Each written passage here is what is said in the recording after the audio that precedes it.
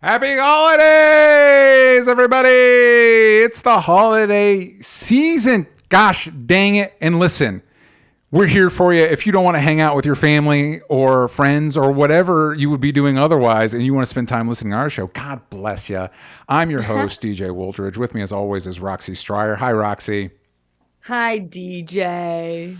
And this is Only Stupid Answers, the show where we answer your questions about movies, TV shows, comic books, and today, holiday movies. Of course, if you want to go over to patreon.com/onlystupidanswers, you can catch shows like What We're Into. You can listen to shows like this early and ad-free. You can watch it live on iTunes. You can give us 5 stars, please, and thank you. That would be a lovely holiday gift for both of us. And on Spotify, we ask questions every week, so be sure to look. If you're listening on Spotify, scroll on down or wherever it is on your app and answer one of those questions. Roxy, did you get one of those like Spotify, here's all what you listen to and shit? It's called Spotify Wrapped. Thank I you. didn't get it because I have Apple. That's fine. We got it because this show is broadcast through Spotify. So there was a Spotify Wrapped for the show. And apparently we're like one of the top 10% shows in this genre. I don't know what that means. I feel like our number should Let's go, DJ. I feel like I don't You're know. making millions of dollars. I'm making millions of cent. Thank you. But I should say this because it is the holidays. I wanted to be more festive. I thought I had like a Santa hat or something. You guys can't see it, but our lights are more festive than normal. Thank you all for listening to the show. Thank you for supporting us. Thank you for sharing it with your friends. We really appreciate it. So before we get into just general holiday movie chatter, I thought this would be the best time for us to go over the news for the year. Because I feel like since you've been on the show, Roxy, we've been talking about pop culture news more. And there's been a lot this year. A goddamn lot. So some of the biggest stories, if I'm missing something, remind me. Here's some of the biggest stories that I remembered us having. One of our main recurring characters in our news segment was, of course, Ezra Miller and all the shenanigans that they have gotten up to. I mean, I feel like there hasn't been a single month that we haven't spoken about Ezra, right? Yes. I think that's at least since like March, April, time is a blur. I mean, which makes a lot of sense because Ezra Miller is somebody who's in 2 franchises that we talk about consistently. Yes. And Ezra Miller is facing 26 years in prison. So that they will not see, by the way. They deserve. See. I'm not necessarily for our carceral system, but there is an argument to be made that they might deserve it, but they are too big of a celebrity for that to happen. That they will not see. I'm just saying, like, it's no wonder that we've been speaking about them a ton because they are not just one, but starring in 2 major franchises. Yeah. And had, I think, 4 arrests this year. God damn it. Because there's the 2 Hawaii, and then there's the Vermont, and then I don't know actually what happened with the grooming situation, if that led to any arrests or if that was just letters of whatever. So, Ezra. I will also say a pattern in pop culture news, and I think news in general, because a lot of it is bleeding, the political and the pop culture and all that stuff is bleeding together. And I think this is a good time to mention, we are pre-recording this if you're not watching this live on Patreon. So circumstances may have changed on any of these things that we're talking about. But I will say I feel very confident that the circumstances around Ezra Miller will not based on this year, are you that confident? Will not have changed for the better. No, I think but if I heard like on Christmas they had taken over the Christmas tree in Times Square and were like throwing candy canes at kids or whatever, I would be like, yeah, that tracks. Totally. But I think a theme of this year is kind of, for lack of a better word, mental health, because we are now, as of this moment, in what is a full-on, I feel safe in saying, full-on Kanye meltdown. Yeah. To the point where a lot of mixed emotions on that one, because obviously everything he's saying is abhorrent, but also it's clear that he's not well. Similar to the Ezra thing, it's like everything you're doing is bad, but it's also you have a problem, and there's nobody are clearly around you that can be like, stop.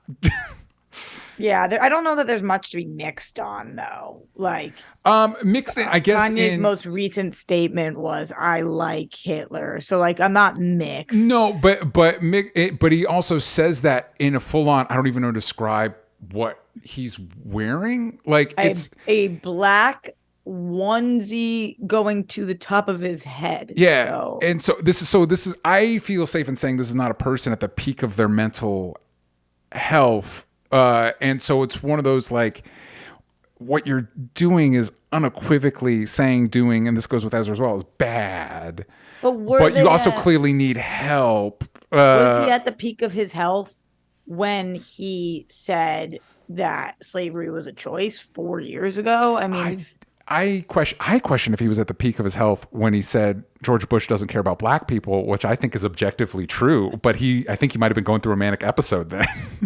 Yeah, I wonder, like, and I'm not correlating Kanye or Ezra with who I'm about to talk about because I think that there is no correlation. But, like, were people concerned about Hitler's mental health? Were people like, this is he at the peak of his health? Just the way we talk about people with so much hate in their heart today is weird. Are people right now being like, is Putin mentally stable? Like, we know they're not. I actually don't know that. I think actually part of the scary thing with people like Putin and Hitler is that they are mentally stable, and they are consciously making this choice. So you think that Kanye is not consciously making this choice? I think he should be held accountable for what he is saying and doing. I think whatever mental health issues he has does not justify this behavior or what he's saying. But I do think it is also clear that there is. I don't think he's at the top of his faculties, and I do think people that like to push these agendas are taking advantage of that. So do you think like Ben Shapiro, Candace Owens, like, do you think those are people, or Nick Fuentes, like, are these people who are mentally secure or at the top of their faculties? Yeah, the impression I would get, and I obviously don't know any of these people and would not like to personally, is that these are people that know what they are doing, have decided that this white nationalist grift is a good way to make money, or they believe it, but I think most of them are just doing it because it's a good way to make money, and have wanted a figure like Kanye West to help validate them. So they are taking advantage of the fact that he is kind of off the rails right now to try and help validate them. Like when you look at the, who was he talking to? Oh, I forgot his name. Fucking Fox News, Tucker Carlson, that asshole. The footage, the Kanye stuff. So jealous of you for a minute that you couldn't. That I couldn't. It was a beautiful moment, and it was frustrated that I had to work through it. I was like, I wish I could just stop here. The stuff that they cut out, it's like they know what they're doing, and I don't know. I don't know that if you got Kanye back on his meds, for lack of a better, whatever the equivalent of that is, that he would agree with what he's doing. However, and I'm not a fucking Kanye expert, I don't even listen to his music. If you look at his track record, he has always been contrarian. And I do think there is an overlap in our culture between... I think one of the things that I find unsettling about our current cultural moment is I think a lot of people started doing Nazi shit online because it was edgelordy and contrarian, and then started believing it, which is fucking crazy to me. And I think that's the track we've seen Kanye on, which simultaneously makes it much sillier and scarier because it doesn't mean anything. It plays into a part of our culture that doesn't. You can espouse horrendous things just to be edgy. Fuck off. Like, what the fuck? You know what I mean? So I think there is that aspect of what we've seen of him throughout his history. But I do definitely think, similar to Ezra, we're seeing somebody go through a mental health crisis that is, that's making them do these things. And I'm not saying that they should be, well, their mental health crisis, don't hold them accountable. That's not what I'm saying at all. They should be held accountable. I just don't know. It just makes it a more, I think it makes it trickier to talk about. Yeah, for sure. I just don't know that we do know that Ezra and Kanye are in one box, even if it's a slightly different box, but it's one type of box. Yeah. And Tucker Carlson and Alex Jones are in a different box. Yeah. Like maybe they're in the same box. Yeah. And it could or be not. Either one of those boxes, and it's, yeah. And I think that's one of those, like, that's why they need, this goes to a larger cultural need for accountability of celebrities and people in power, just in general. I don't know, but it is, I'm sure there's other examples, but it just feels like that's been the crossroads of like abhorrent behavior and mental health issues, and how we talk about both and how one feeds in the other. And I think it's one of those things that don't lend themselves to like Twitter conversations, because online conversations like quick, easy answers, and it's like, well, that's just not how the world works. You know what I mean? Like that's not. I don't know. Yeah, but certainly we've spent a lot of time talking about, I think, the theme of this, politics this year, because there is no more separation between entertainment and politics. Especially, like as we talk about the Kanye scenario, we're talking about him in the same sentence that we're talking about like political figures, which is so strange. So it's just strange that this entertainment show that you and I do is so political sometimes. And it's like, that's weird. And that's the crazy, because there's a lot when people get frustrated, like, oh, I wish you weren't so political to anything. For one, fuck off. We can talk about what we want to talk about. Yeah. And make your own show. But also, it's not like we want to. Like, I don't want to fucking talk about Elon Musk and Donald Trump and all that shit. I don't fucking want to. But guess what? Elon Musk fucking bought Twitter. He bought Twitter, and that's how we do our job. So like, right. So it's just, there is no, as I'm looking at the things that we're talking about this year, like that were the biggest news stories of the year, I'm like, half of these are, you just see them on paper. It's like, how is that an entertainment news story? And then you're like, because it is. Yeah, because we can't help it. Yeah. And that's the Twitter one. That's one that's obviously ongoing. Who knows if that site's even around by the time this episode goes live?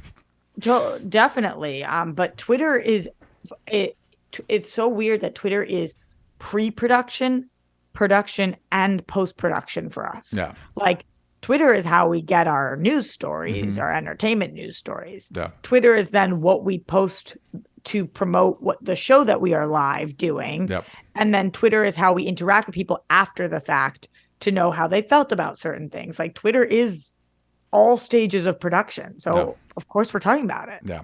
Yep.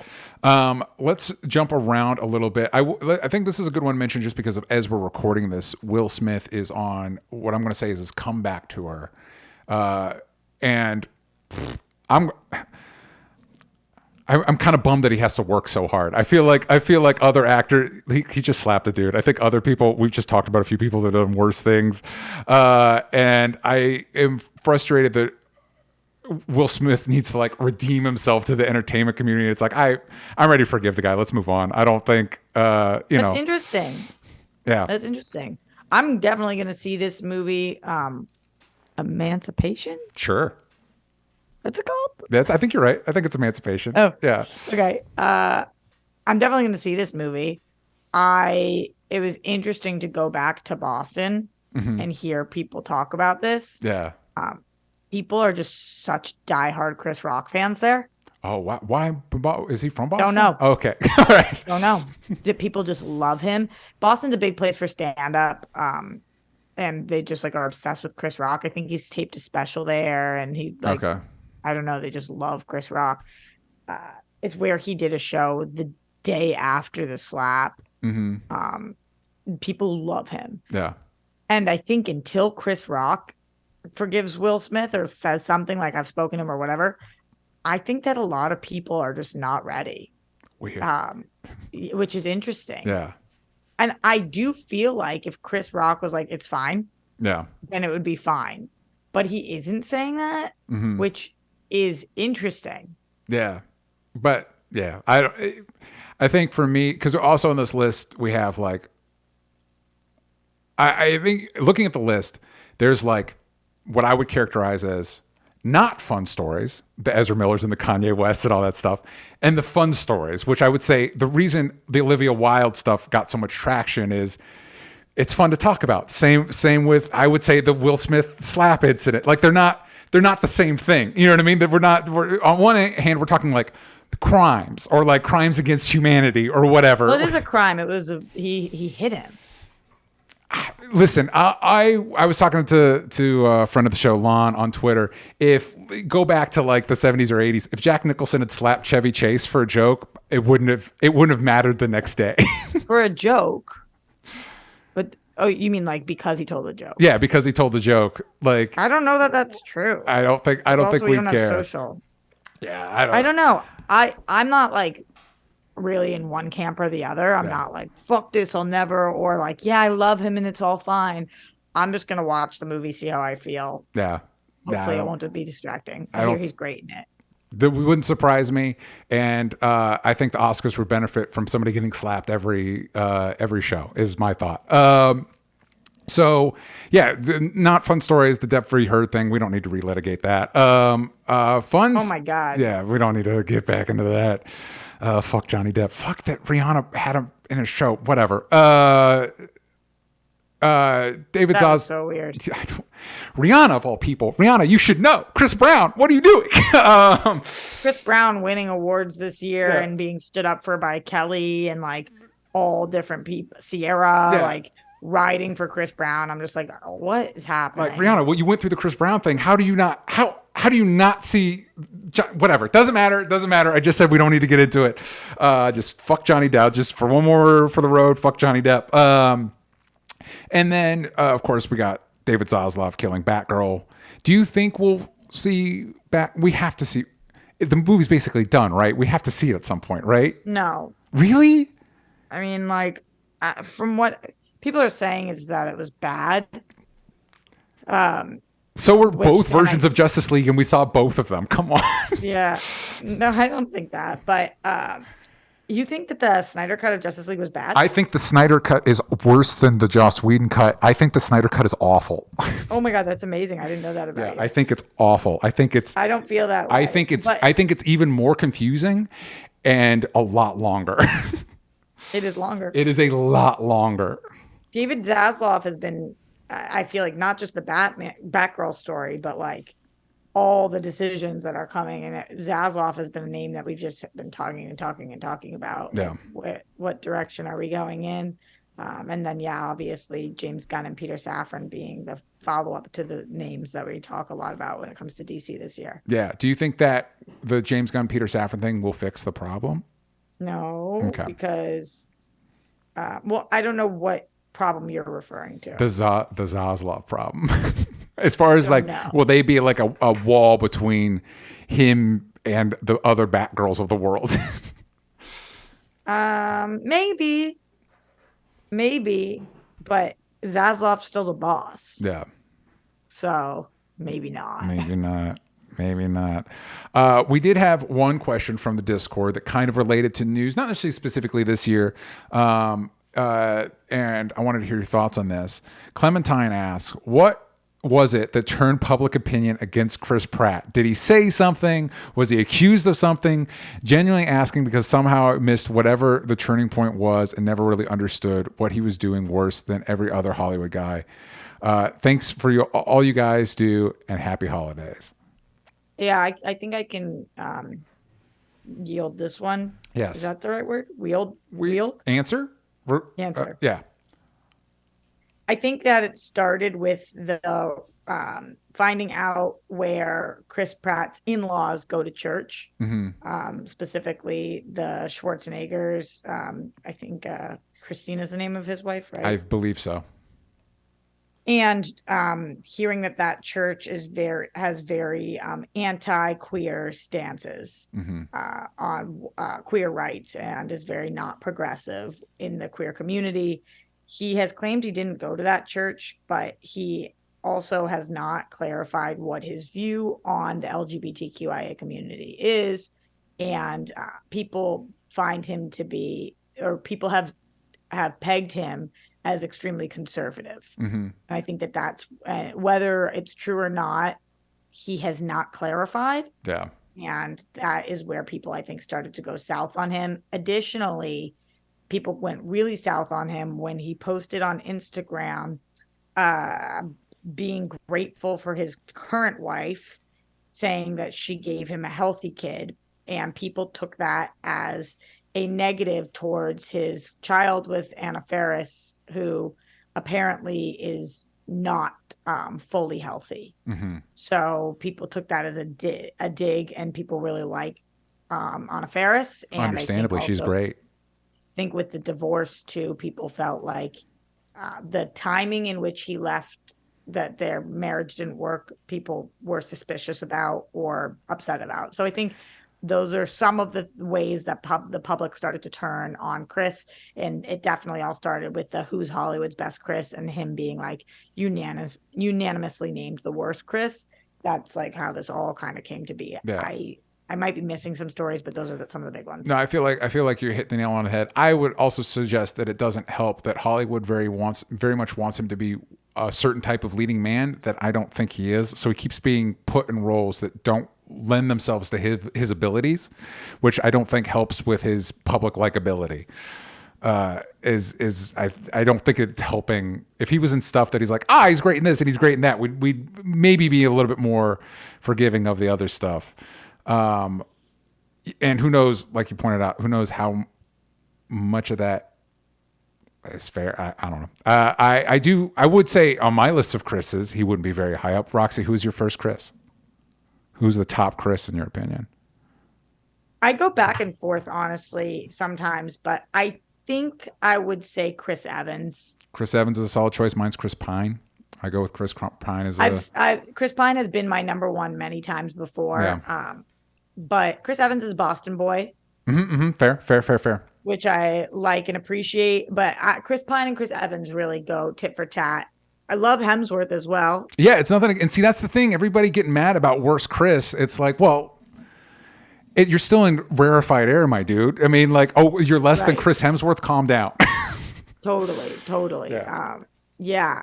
I also think, going to what you said, and like, I don't know how to say this tactfully, so hopefully people will just give me grace. But Chris Pratt was in Parks and Rec. I thought he was great. And then in the first Guardians, I thought he was great.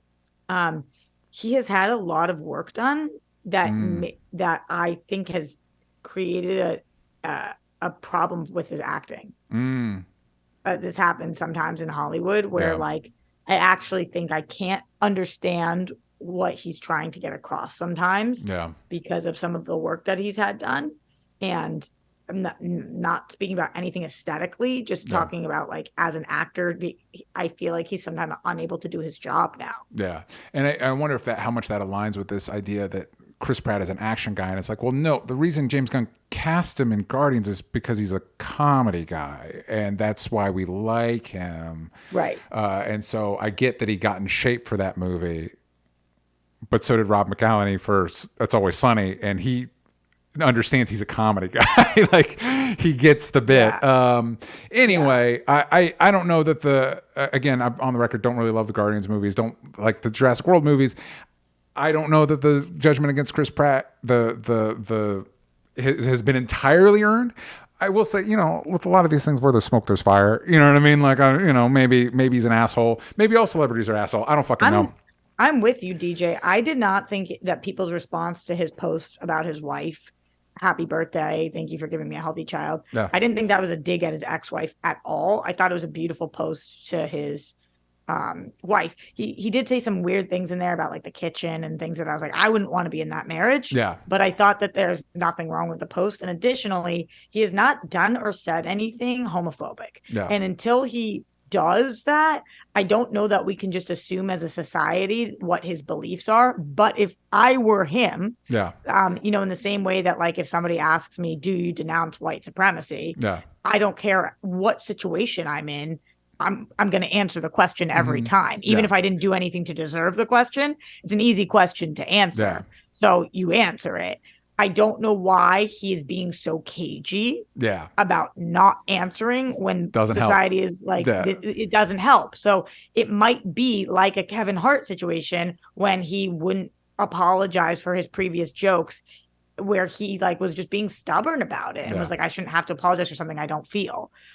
Or it might be that we've hit the nail on the head as a society about him, and he does not believe in queer rights. So we might be a few months away from a Gina Carano situation. Like, you don't know. You don't know. I just think as a celebrity, like I know that they get annoyed when they feel like they're being pegged as something that they aren't, but and that's annoying for any of us, not celebrity or non-celebrity. Yeah. But if you're gonna ask, like, if a rumor circulates about me, I'm just anybody in society, I feel like the move is just to fucking take it head on. Mm-hmm. For whatever reason it got there, like it would do, I think, a world of good for Chris Pratt if he came out and said, I believe in gay rights. Yeah. I have the church that you guys have said I went to, I absolutely do not go to. I denounce their views. I don't believe what they believe. Yeah. And I think that all gay people should have the same rights as all non-gay people. Mm-hmm. I think that would actually go really far, but he's not doing that. I know, but I agree with you. I 100% agree with you.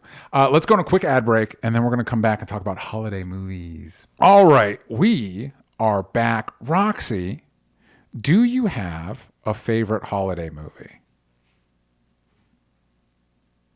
So many that I do like. As you guys know at home, I am Jewish. So I know, shocking. What a twist. There's not, like, we have literally 2 Hanukkah movies. Which are? There is The Night Before. And 8 Crazy Nights. Is The Night Before the Seth Rogen? Yeah, and it's also like it's also a Christmas movie. Yeah, it's also a Christmas movie. I do like that movie though. Yeah. There's like a B movie called Hebrew Hammer. Oh yeah. So, I mean, and then like there's Rugrats Hanukkah movie. I guess very influential young DJ. Hugely influential. To this day, it is the number. When I say to people who are like, "Oh, I don't know I don't know any Jews. You're the first Jew I've ever met," or whatever, they will say to me like, "I learned about Hanukkah from the Rugrats." Same. Or same thing with Passover, and I'm like, "That's dope." Yeah. Like, I don't even think when Rugrats were doing that, they realized that they were affecting an entire generation's understanding of what a Jew is. Which, like, by the way, is why we talk about inclusion in these things for those playing at home. Completely. I think that was a Proud Family that did an episode of Kwanzaa or something that sounds like right. I was like, oh, like it actually matters. I didn't know what this holiday was as a kid. Yeah. You know, like these things actually make a difference. So there's not many Hanukkah movies that I can name. So my favorite, we'll call them holiday movies, but let's call it what it is. It's a Christmas movie. Yeah. I love Actually. That would be my favorite in current times. Are you a Love Actually person? I don't think I've seen it. Oh my God, DJ. My catalog of like romance or romantic comedies is pretty thin, actually. Wait, but not Love Actually? No. That's kind of shocking to me. Yeah. I think that as a lover of love and shipper of ships, I can't recommend it enough. There are some moments that you're like, wait, that's not how love works. Yeah. You know, like as a man who's in like a beautiful, healthy, happy marriage, you might judge some of the things that we're supposed to be rooting for. Yeah. And like, wait a second. I get that the movie wants us to be on this team. I'm not on but this I'm not team. Feeling that. Yeah. Yeah. But other than that, it's just it's the best modern Christmas movie. Okay. There's so many beautiful storylines in it. And I definitely think it's worth people's time. It's so good. It's so good. I think you should watch it. And then every year I watch Wizard of Oz, which is a very strange thing to say as a holiday movie. Except if you watch it around the holidays, then that's. I watch it at the holidays every year, but I think also just kind of the lessons of, you know, like gifts giving, what you want for the holidays or whatever. I feel like that's kind of the premise of the movie. Like, if I only had a brain, if I only had a heart, if I only had that. I love that read on it. And then my favorite classic is It's a Wonderful Life, which I think is just so beautiful and holds up and poignant. And when every time I watch it, I'm just like, this is it's a movie, like it's Yeah. cinema, you know. So Yeah, those are the 100%. three that I really like stand out to me for the holiday seasons. I usually don't go a holiday season without watching all of those. So for me, obviously, I love Christmas. I fucking love Christmas. So for me, Muppets Christmas Carol. I love the Santa Claus. I think those are like the two main ones that like once a year I'll bust those out. But I think honestly, and this might be weird for people, but honestly, I think my favorite Christmas movie is the Muppets Christmas Carol.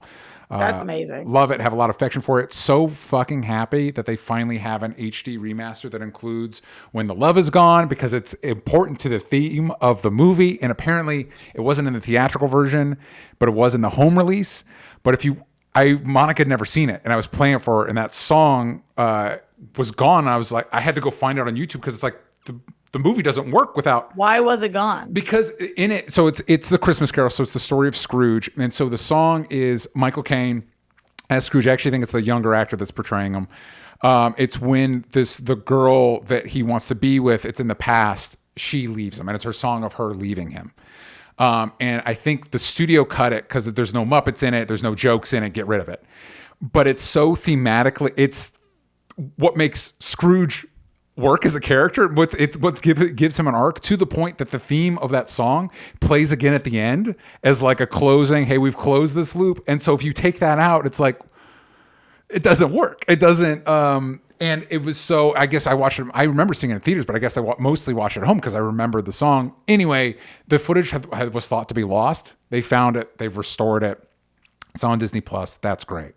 So happy for that. I need it on Blu-ray in case y'all ever lose it again, because I love the movie and I want to be able to play it every year and not worry about whether Disney Plus has it or not. Question I wanted to ask you is, my parents like watch all these Hallmark Christmas movies. There's obviously holiday movies are big business. What can we do? Because you just mentioned there's 2 Hanukkah movies. And as we've talked about before, it doesn't, for like Jewish holidays, it doesn't necessarily need to be Hanukkah movie. There's other things you could do. But like, I wonder, is it as simple as, like we talked about with Rugrats or whatever, just be more inclusive with our holiday movie selection? Or are there other things we could do to like improve the holiday movie genre? I think that, like the superhero genre, there's just so many subgenres that we haven't really tapped on much. Yeah. Like, yes, of course, we have Die Hard when we're talking about action. And there's some horror movies that have Halloween and have Christmas aspects to it. As I was saying that, I was thinking about Nightmare Before Christmas, which bridges the 2 holidays. Not sure. Yeah. People will die on either side of that hill. It's weird. Wild. I would just watch it both times. Yeah. It's such a great movie that it just doesn't really matter. You can watch it either season. You could watch seasons. It any time of the year. Yeah, it's the greatest. Yes, I think there's a lot we could do in the holiday season to be more inclusive. The 2 Hanukkah movies I named, this is no shade on them. And Eight Crazy Nights fun to watch. It's fun. None of those are like masterpieces. It's not like I'm not naming 2 movies and you're like, oh my God, but those are the best of the holiday movies. So we need some good quality Hanukkah movies. Again, also in the time period of Christmas, the day after is Kwanzaa. Yeah. I would go see a Kwanzaa movie in a heartbeat. I think a lot of people still don't even know how Kwanzaa is celebrated. So with that, and then also with genre, like I'm talking about, in all of that, a comedy, a drama, a romance, a friendship one. We focus a lot on romance, and I am a lover of love, shipper of ships, but as somebody who has spent the last several Christmas, last year I had COVID for Christmas and was home by myself. I've been single for a long time, so I'm everybody's least favorite holiday movie, COVID for Christmas. COVID for Christmas. Yeah. Why they haven't made that yet is beyond me. It's coming.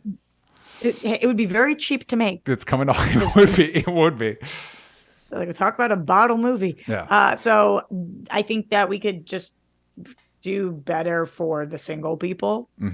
Also, and not have the holidays only matter if you're in love. And I would also say, like, pro single, not like they're single, but then they love and they find love. Yeah. No, just that it's okay that you're single. That's fine. You can end single in this movie, and then maybe down the road you'll figure it out. But for this movie, you don't need to find it.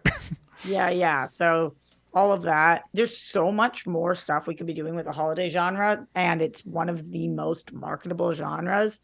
I think you know this, DJ, but I wrote a Hanukkah movie that I like cannot wait to make, and I'm going to make it. And I think that there's a lot of room for like the My Big Fat Greek Weddings of Jews. And Hanukkah is a nice window into doing things like that. But yeah, it's not the only holiday that we're missing out on. Do you think it would benefit to like fit within the pre-established like Christmas formula, but just not Christmas? Or should it like do something almost entirely different? I think both, because there should be more than one. Yeah. But I think there's merit to both for sure. Like I would love if we were having this conversation and say, Miracle on 34th Street was a Hanukkah movie. Yeah. Like it'd be amazing if there was like a classic, like goes in the formula. This is like when people talk about holiday movies, it's on everybody's top list because it's amazing. But it'd also be cool to do it different because it's not one night, it's 8. It's different. It isn't our Christmas. Yes. Hanukkah's not our Christmas. Yeah. A lot of people ask that, like, oh, so it's like a Jewish Christmas, and it's like not at all. So I think one of the burdens of Hanukkah movies, and I had to face this when writing my script, which was a note that I got back from so many people, and was like, oh my God, if you are doing a Hanukkah movie, you actually have to explain what Hanukkah is. You can't just do a Hanukkah movie because people don't know what it is. As opposed to like a Christmas movie where it almost benefits you to not get in the nitty gritty of what Christmas is supposed to be. Like just avoid that altogether. Most of the movies don't. Most of the movies don't. Usually you're not watching a movie and you're talking. Many movies don't mention Jesus. Yeah. Like it's just a Christmas time. I'm sorry. We need this movie to play well in China. So you need to get rid of the Jesus stuff. So it's like, the Hanukkah movies right now for the next 5 Hanukkah movies that are made, which probably will take 100 years. They all are going to have to deal with what is Hanukkah, who celebrates it. Like, here's my pitch for anybody out there listening. You do Love Actually is not technically an anthology, but you're following a bunch of people, right? A bunch of different stories. Okay, but all the people are like non-white Anglo-Saxon. It's all the people that don't celebrate Christmas. Like you're following like 5 or 6 stories, and it's Jewish people, it's Asian Americans, it's Muslim people, and all of them, the entire movie, they're shitting on Christmas. And maybe the one through line in the background while they're living their lives, a traditional Christmas movie couple is doing shit in the background, and they're all like ripping on it. Every time they see it, they fucking rip on it. 100%. DJ, there's this the girl who does my nails, by the way, shout out, she just did them. Boom. And they're super spirited. For people watching amazing. The video. She is Vietnamese, and she was telling me about this holiday that I've never heard of. She's going to Vietnam for the holidays, and on the 27th of December is like essentially Vietnamese Day of the Dead, where they celebrate all of the people that they've lost that year, and it's like this beautiful holiday she was describing to me.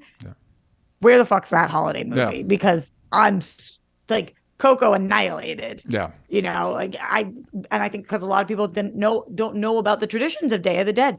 There's a whole you're telling me there's a whole ass holiday on the 27th of December. I don't even know what it is.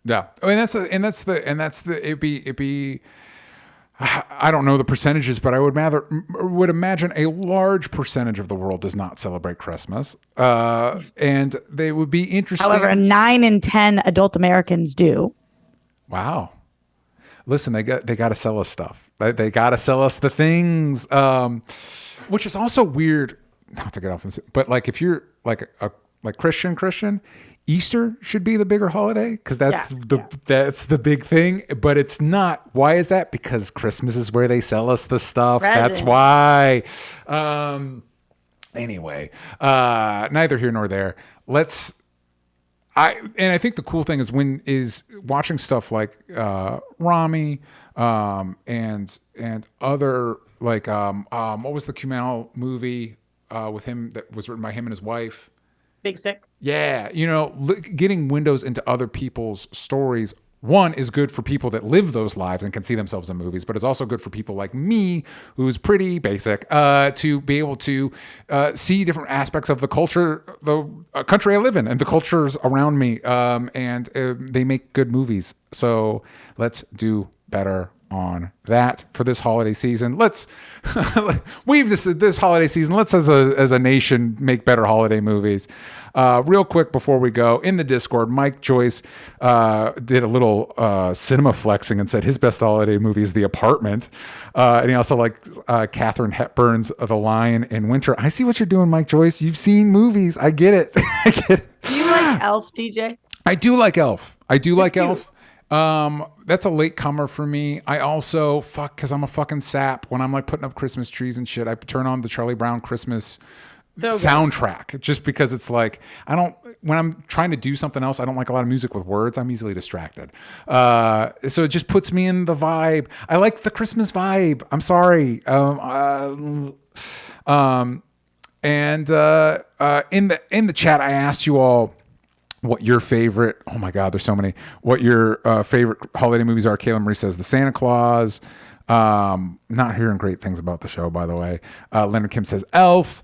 Mike Joy says the Harry Potter movies. He asked if they're holiday movies because I guess they always have a Christmassy scene in there. Not one wizard, I guess, not celebrating Christmas in that world. J.K. Rowling. Maybe we should have seen some of this stuff coming sooner. Not even going to get into the goblin situation. Just saying, maybe in hindsight, we should have seen some of this coming sooner. Roxy, before we go, speaking of the holidays, that means New Year's around the corner. And you got a calendar for people. We do. TheWorldGirls.com. If you get it now, it will be here in time for the new year for you. So please go support. I went home for Thanksgiving and did not get to spend as much time with my family as I would like because I spent 1,000 hours on this calendar. Every inch of it. Like, what you don't realize is when you're making the calendar, you have to write all of the dates on the calendar. Like, you have to make all of the grids. You have to fill in what is happening in that date.